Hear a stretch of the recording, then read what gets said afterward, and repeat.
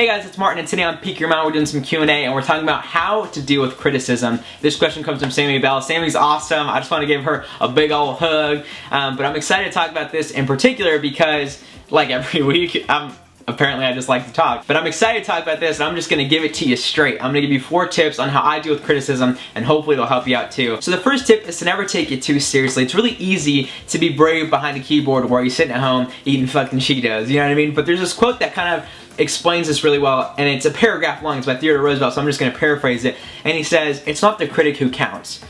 It's the man or woman in the arena who spends himself in a worthy cause." And what that means to me is that if you're putting yourself out there in any way, it could be making videos, it could be in person, it could be doing anything, it's not the people who criticize you that matter. Their opinion should have 0 or little weight. What really matters is the fact that you are taking risks, that you're putting yourself out there, that you're going after what you want. And there's so much value and merit in that. And that's what you should take pride in and put weight on that, not on, oh, this person said they don't like me. You know what I mean? It's just, this should be so small or just like, pew, non-existent to the fact that you are actually doing what few people do, which is taking a desire and a dream and a goal and putting yourself out there and going after it. That's beautiful, and that's where the weight should be. If this was a scale, it'd be like, oh. So that's where I stand on that. Some people are dicks just to be dicks, but if there are people criticizing or hating, throwing shade, to me, that just shows that you're on the right track. Tip number 2. The second tip is never take criticism personally. And one of the biggest things that I've learned is that people are like mirrors. The qualities that we like and dislike about other people are stuff that we like and dislike about ourselves. And so when someone's criticizing you, they're really taking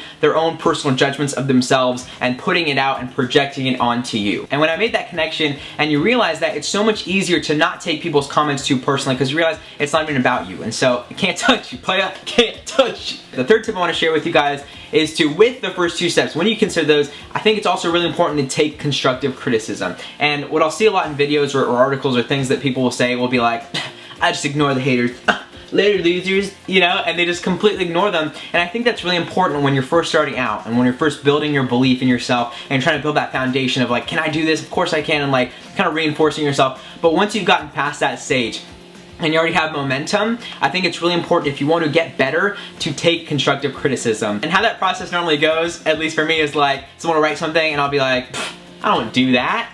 And then I'll get over that initial reaction and be like, okay, maybe you're right. So I think it's really about, first of all, differentiating who are people who are just being dicks to be dicks and who's actually offering you real advice, and then being able to take that advice to make yourself better. So I think taking constructive criticism is really important as a whole when you're dealing with criticism.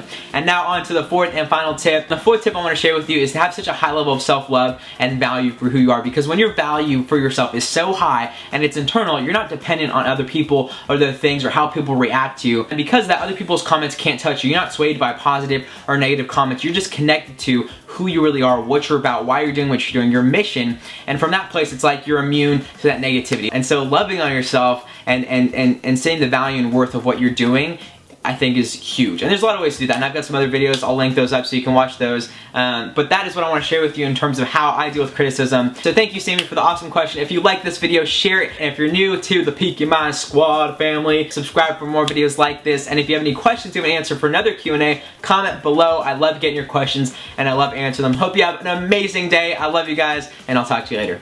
See ya.